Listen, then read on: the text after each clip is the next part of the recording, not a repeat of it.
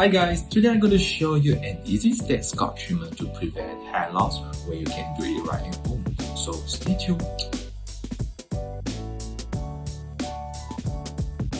Always solve the scalp problem first before dealing with any concerns with hair, since great hair begins with a healthy scalp.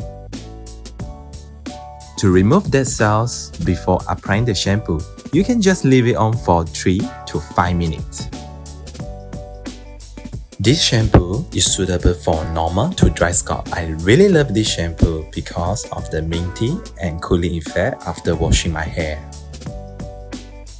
Oh, by the way, avoid spreading conditioner directly to scalp. The scalp doesn't need the moisture boost and the conditioner may white out, clogging the hair roots. Start conditioning from mid-length to hair ends.